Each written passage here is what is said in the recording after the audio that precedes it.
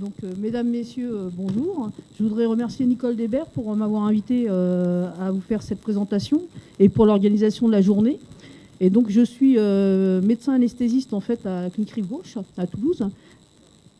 Et donc, je vais vous parler des particularités, tout le monde entend ? Oui. De l'anesthésie en fait chez les patients porteurs d'une trisomie 21. Et on verra pour les avancées.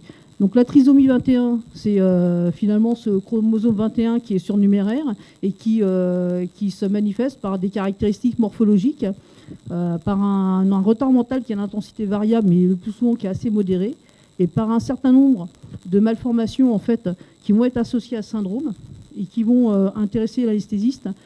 Notamment, donc, vous avez en premier lieu les malformations cardiaques qui nous intéressent, et notamment avant leur réparation chirurgicale quand il y en a une, puisque ces enfants qui sont particulièrement fragiles, quand ils ont une cardiopathie congénitale qui va nécessiter une intervention chirurgicale, c'est sûr que d'un point de vue anesthésique, s'il y a des gestes à faire avant cette réparation, ça peut être problématique. Ils ont une fragilité au niveau de la charnière cervico-occipitale qui va aussi avoir des implications anesthésiques. Ils ont un certain nombre de malformations respiratoires avec des sténoses en fait, qui sont laryngotrachéales, des sténoses sous-glottiques qui vont aussi nous intéresser d'un point de vue anesthésique, des syndromes obstructifs qu'on retrouve avec les syndromes de l'apnée du sommeil, des filières qui sont assez étroites et sur lesquelles il y a aussi des implications anesthésiques. Après, il y a d'autres malformations qui vont avoir moins d'implications, comme les malformations intestinales, les problèmes visuels et auditifs, l'hypothyroïdie, les troubles neurologiques, dysfonction immunitaire, et des prédispositions à certains cancers, notamment les leucémies. Donc les implications anesthésiques pour nous, les malformations cardiaques, en fait, elles intéressent quand même presque un patient sur deux. Une fois qu'elles sont réparées, il y a peu d'implications thérapeutiques, puisque l'enfant, une fois qu'il a eu sa réparation chirurgicale, si elle était nécessaire, en fait, c'est un enfant qui ne pose pas de problème particulier d'un point de vue anesthésique. Les malformations respiratoires qui intéressent quasiment aussi un patient sur deux. Alors on parle de macroglossie, il faut savoir que chez l'enfant, tous les enfants ont une macroglossie, puisque la taille de la cavité pharyngée par rapport à la langue, il y a une disproportion par rapport à l'adulte. Donc déjà, l'enfant, même quand il n'y a pas de pathologie particulière, la langue, elle prend beaucoup de place et il y a une obstruction des voies aériennes, notamment sous anesthésie, puisqu'il y a un relâchement complet du tonus musculaire qui fait qu'il y a cette obstruction et il y a cette gêne chez l'enfant, même quand il n'est pas porteur d'une trisomie 21. Donc chez l'enfant porteur d'une trisomie 21, peut-être à cause de la laxité, mais de toute façon, sous anesthésie, ils sont tous hyper laxes, puisqu'ils sont tous endormis. On a clairement un problème de filière avec des conditions anatomiques qui peuvent gêner en fait, l'intubation ou la ventilation de ces enfants. L'instabilité atlanto-occipitale, elle est à prendre en compte parce que on a souvent il faut faire attention au moment de l'intubation et au moment des chirurgies type amygdalectomie où il y a la tête qui est mise un petit peu en hyperextension pour être sûr qu'on n'ait pas de risque au niveau du rachis, de luxation en fait atlanto-occipitale. Et puis le reflux gastro-œsophagien, quand il est important, on est obligé d'en tenir compte puisqu'on peut avoir des problèmes d'inhalation au moment de l'anesthésie. En réalité, quand on regarde un petit peu ce qui se passe, quand on regarde un petit peu dans la littérature les complications de ces enfants, finalement il n'y en a pas tant que ça, puisqu'on a là, vous avez un groupe d'enfants sur 930 procédures, en fait, et qui concernait presque 500 patients. Les complications qui sont survenues au décours de l'anesthésie par rapport à un groupe de patients qui n'étaient pas porteurs de trisomie 21, on voit qu'il y a un problème de bradycardie, je vais vous en parler juste après. Problèmes respiratoires, qui sont des problèmes d'œdème laryngé post-intubation ou d'obstruction post-opératoire, l'obstruction respiratoire post-opératoire, dont il faut tenir compte et qui demande simplement une surveillance particulière en fait. Donc la bradycardie, elle est quand même assez fréquente, on la voit assez régulièrement, elle est sûrement due à une susceptibilité qui est plus importante de ces patients aux médicaments qu'on utilise en fait pour endormir les gens, et en particulier les enfants, qui s'appelle le Sévorane. C'est assez facile à traiter puisqu'il suffit de réoxygéner, mettre un petit peu plus d'oxygène dans l'air qui est respiré par l'enfant. Et puis, il faut, dès qu'on a une voie veineuse, administrer un peu d'atropine ou d'adrénaline et tout rentre dans l'ordre. Mais c'est quand même un problème qui arrive, qui n'est pas dramatique, mais qui arrive assez régulièrement sur l'anesthésie. Le deuxième problème, c'est un problème d'accès et de contrôle des voies aériennes, sur lequel on peut avoir des difficultés d'intubation. Ce n'est pas très fréquent Et on l'a vu sur la diapositive que je vous ai présentée sur les complications, plus des complications post-opératoires sur lesquelles on peut avoir un œdème au niveau des voies respiratoires et des problèmes d'obstruction qui sont majorés, hein, parce que ces enfants, ils ont souvent des apnées du sommeil. Ça va être majoré par les traitements qu'on va mettre en post-opératoire par les drogues anesthésiques. Donc il faut les surveiller, il faut faire un petit peu attention. En réalité, ce n'est pas souvent pas grand-chose. Ce qui est sûr, c'est qu'on utilise chez eux des sondes qui sont de plus petit calibre pour essayer d'éviter au maximum tous les traumatismes mécaniques qui vont être liés à l'utilisation de nos sondes et qui va essayer de minorer un petit peu les problèmes de complications respiratoires post-opératoires. Le principal problème en fait, de ces enfants par rapport à une population standard, ben, c'est surtout finalement leur trouble cognitif, hein, parce que ces enfants, ils ont un déficit intellectuel, mais finalement qui ne pose pas de problème et qui est relativement léger la plupart du temps. Ils ont des troubles du comportement qui fait qu'ils sont des enfants particuliers parce qu'on a du mal à savoir quel est leur ressenti, comment ils vivent les choses. Alors surtout sur un truc qui est aussi traumatique que la chirurgie anesthésie et l'expression de leur mal-être éventuel, de leur crainte, de leur douleur, parce que sur la douleur, on va voir que la douleur elle est difficile à apprécier parce qu'ils ne l'expriment pas. Et ben c'est ça qui pose le plus de problèmes. D'autant que ces enfants, ils vont être confrontés, on l'a vu sur le cas d'Anthony, pour beaucoup d'entre eux, à beaucoup d'interventions chirurgicales et à beaucoup de rencontres avec le milieu chirurgical, le milieu anesthésique. Et donc les avancées, elles concernent surtout ça, puisqu'on a mis en place, nous, d'un point de vue anesthésique, l'enfant qui est porteur d'une trisomie, il n'est pas différent finalement de tous les autres enfants.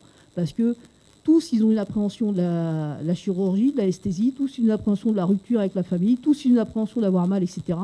Et qui vont exprimer ou pas. Parce que quand on a des petits qui ont 12-13 mois, ils ne parlent pas, ils n'expriment pas non plus leur appréhension. Ils en ont aussi, comme les autres enfants. Donc l'enfant trisomique, il est comme les autres. En fait, il n'y a pas de différence particulière. C'est un enfant parmi tant d'autres dont il faut essayer de faire au mieux pour que ça se passe le mieux possible. Et donc on a mis un circuit en place à la clinique, en fait, qui essaye d'être centré sur l'enfant. Et donc on a remplacé un certain nombre de choses, à commencer par l'information, puisqu'on leur distribue un petit fascicule qui est une bande dessinée qui est adaptée à l'enfant. Donc l'enfant peut la lire tout seul quand il est capable de lire, sinon il se la fait lire par ses parents. Et c'est destiné c'est avec son langage, avec des dessins qui lui expliquent un petit peu comment ça va se passer. On leur donne le masque à la consultation anesthésie pour qu'ils nous en fassent une œuvre d'art, ce qui leur permet de l'approprier. Donc s'ils veulent le décorer, etc., c'est avec ce masque-là qu'ils vont revenir pour se faire endormir. Et puis une fois qu'on a collecté toutes les informations médicales, eh ben, on va commencer à s'intéresser à l'enfant, de savoir qui il est, ce qu'il aime, ce qu'il n'aime pas, qu'est-ce qu'il regarde comme dessin animé, qu'est-ce qu'il aime comme chanson, comment on va pouvoir faire l'induction. S'il est communicant, on va lui expliquer ce qui va se passer en détail. Et s'il n'est pas communicant, on va voir avec les parents comment réagit leur enfant, qu'est-ce qu'il faut faire avec l'enfant et qu'est-ce qu'il ne faut pas faire pour que ça se passe bien. Et puis après, eh ben, on a essayé de faire un environnement qui soit le plus normal possible, en fait. Donc l'enfant, là c'est le sas d'accueil, le sas d'arrivée pour la chirurgie. Donc il arrive avec ses parents. Il se change pour mettre des affaires de la maison, en fait, des affaires propres qu'il a amenées. Donc il vient avec ses vêtements, ce qui fait qu'il n'y a pas le stress de se retrouver avec une tenue qui est bizarre, avec des choses qui ne vont pas. Il attend en compagnie des autres son tour. Une fois qu'on vient le chercher, on a un certain nombre de véhicules qui vont pouvoir le conduire jusqu'à la salle d'opération. Donc l'anesthésiste, là c'était moi, vient chercher, mais ce n'est pas toujours moi qui viens les chercher. Et puis l'enfant part avec le véhicule de son choix.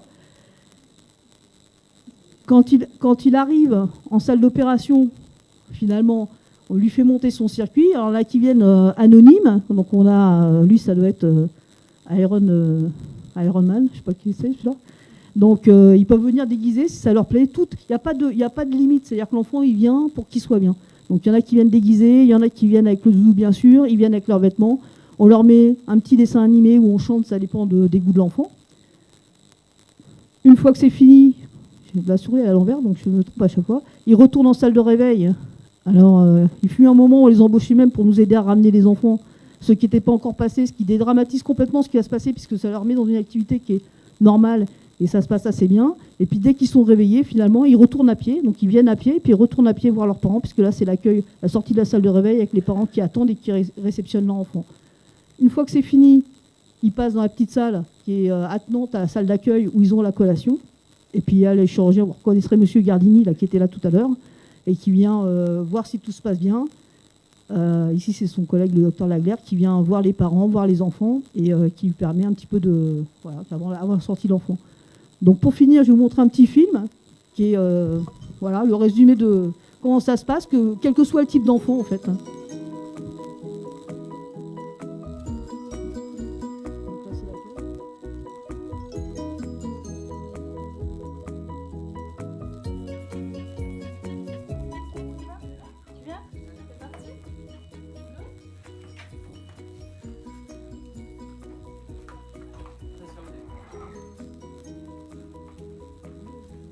Allez, on y va, tu me suis? Parfait.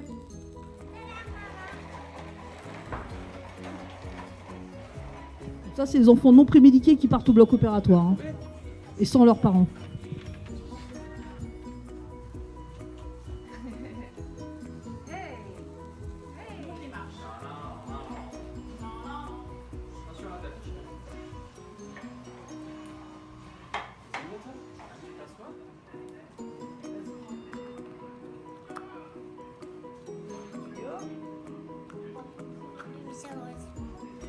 Yes. Et tu respires dedans. Super. Tu montes.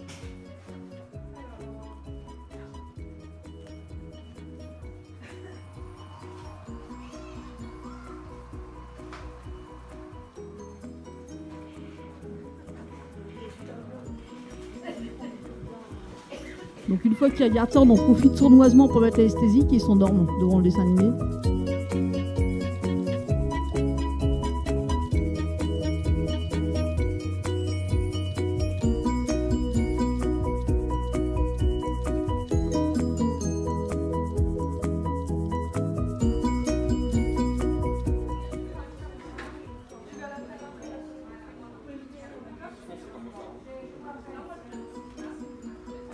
Tu veux y aller?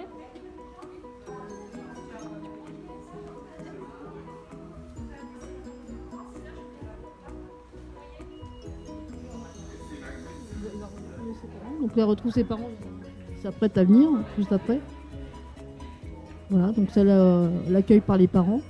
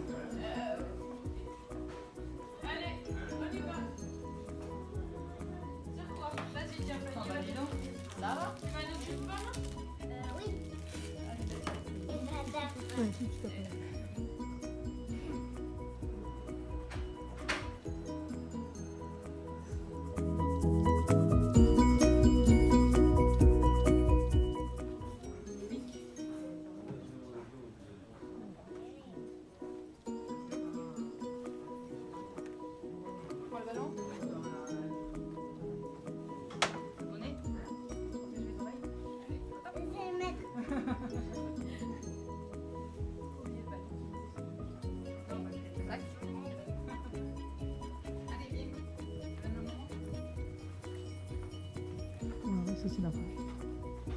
Au revoir.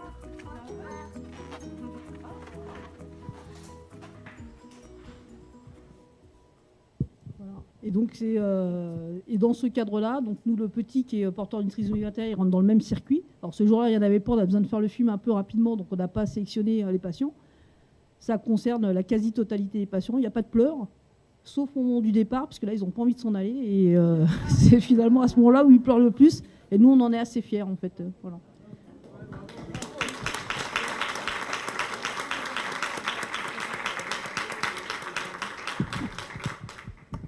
Est-ce que vous avez des questions?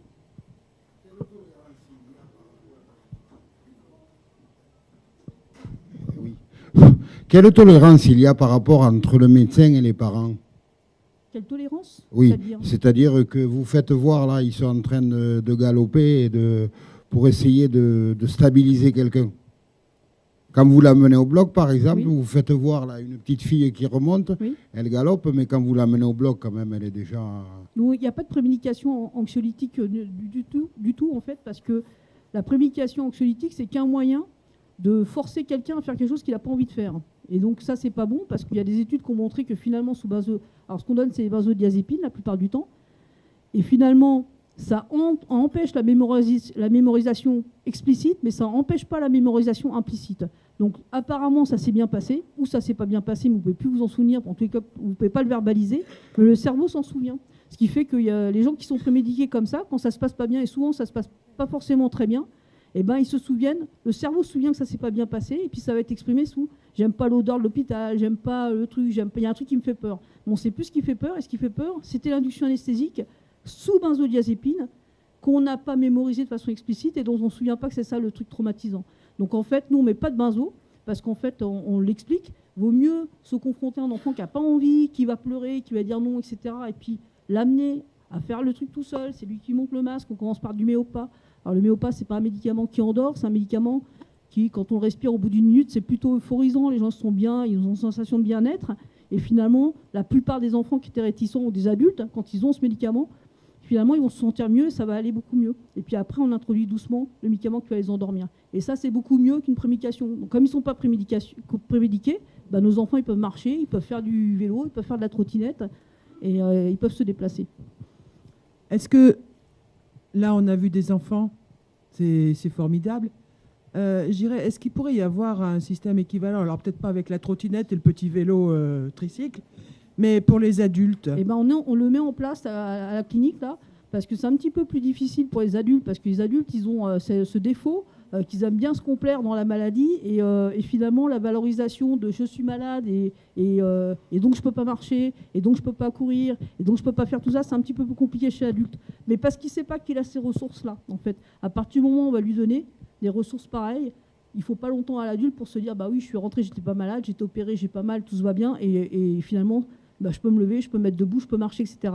Donc on est en train de le mettre en place d'une façon un peu moins ludique que pour l'enfant. Donc effectivement, on n'aura pas les vélos, mais il y aura des pyjamas pour se déplacer. Les patients vont arriver dans un salon d'accueil qui sera confortable, agréable, sur lequel il pourra y avoir des proches. Ils auront une tenue qui leur permet de se déplacer et non pas les fesses à l'air où on ne sait même pas comment bouger parce qu'on n'est pas vraiment pas habillé comme ça. Donc ils pourront se déplacer, ils auront la même tenue que les gens dans le bloc opératoire. Quand ils vont rentrer, ils seront sur leurs deux pieds. Donc c'est déjà plus difficile de continuer à parler de sa soirée du lendemain, de la veille, parce que le patient, quand il rentre, on va lui dire bonjour, et ça installe un autre rapport, en fait. Donc là, on commence déjà à leur proposer de la musique, etc. Et puis les adultes, parce que j'en avais discuté avec Nicole Desbert, il n'y a pas que les enfants qui sont porteurs d'une trisomie, il y a aussi les enfants qui ont grandi, qui sont un petit peu plus grands, et les adultes qui sont aussi porteurs. Et nous, on en fait régulièrement aussi. Alors un peu moins que les enfants. Et ces patients-là, eh ben, on s'adapte. C'est-à-dire que si la personne, il faut lui chanter une chanson, bah, ça m'est arrivé sur une patiente d'une trentaine d'années qui était porteur d'une trisomie 21. On a chanté la chanson ensemble, elle avait le masque, elle était assise sur la table pareil. C'est nous qui sommes venus la chercher, vous ne pouvez pas se mettre en tenue de bloc opératoire, elle est venue en civil. Et puis on s'est adapté à ça. Et avec ça, ça s'est bien passé. Elle s'est endormie avec le masque, avec sa chanson, contente, elle fait un petit, voilà, en souriant, etc. Et on s'adapte, on n'a pas de limite. Et la personne qui est porteuse d'une trisomie 21, eh ben, on va prendre plus de précautions, mais finalement, ces précautions, il faut aussi les prendre avec un patient qui n'est pas porteur d'une trisomie 21, parce que le patient, il n'a pas envie non plus d'être traité comme ça et d'être véhiculé comme ça, en fait. Oui, je voulais juste... combien de temps elles durent, les opérations, en moyenne? Alors, ça dépend lesquelles. Ça dépend. Oui. Une amidectomie en salle, c'est 1 heure à peu près, entrée-sortie. Il nous faut l'enfant, quand on fait attention pour l'endormir avec la technique que je vous ai montrée, ça prend quelques minutes supplémentaires, même pas entre 3 et 5 minutes de plus, pas plus. Ouais. Et donc ça ne change rien à la prise en charge. Après, il y a les interventions qui sont un petit peu plus longues. Un diabolo, c'est pas très long, c'est 20 minutes en salle. Une amidectomie, c'est 1 heure environ. Il y a des interventions qui sont plus longues. Hein. Si on fait une duplicité duodénale ou un truc comme ça, c'est 1h30, 2 heures. Mais après, le temps qui va concerner le patient à proprement parler, c'est toujours le même. C'est les 10 minutes d'endormissement, en fait. Après, le reste, lui, il ne le voit pas, il ne le subit pas, et il ne s'en rend pas compte, en fait. Je voulais juste partager une expérience par rapport aux chirurgies. Et c'est qu'en fait, l'équipe au bloc, c'est vrai que ça peut inquiéter beaucoup de monde. Moi, j'ai eu la chance de faire un stage en neurochirurgie en conditions éveillées. Donc là, il y a quand même des états de stress incroyables. Et les équipes sont merveilleuses, quoi. Voilà, on peut leur demander. On a même eu une patiente de 31 ans qui avait demandé son doudou. Et ben voilà, dans ces cas-là, effectivement, Voilà, il y a beaucoup de choses qui sont accordées, y compris faire de la musique, mettre de la musique au bloc. Voilà, si c'est pas du hard rock à fond la caisse, le chirurgien, il est tout à fait d'accord pour que le patient... Ça peut être du hard rock à fond la caisse, sauf sur la chirurgie éveillée, parce qu'en réalité, il y a des études qui ont montré que quand on mettait à l'induction une musique qui plaisait aux patients, il y avait moins de complications post-opératoires. Oui. Donc il faut leur mettre la musique. Et il faut espérer, quand ils demandent du hard rock ou du métal, que ce soit une anesthésie générale, parce que dès qu'il dort, on coupe. Pourquoi pas, ouais. Voilà, alors que s'il est réveillé, il faut subir.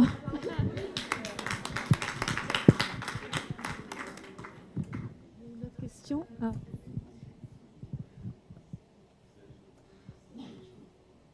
Déjà, bravo, je pense, pour ces évolutions. Merci. Parce que moi, à l'époque, donc pour Anthony, j'ai pas du tout connu une prise en charge comme ça.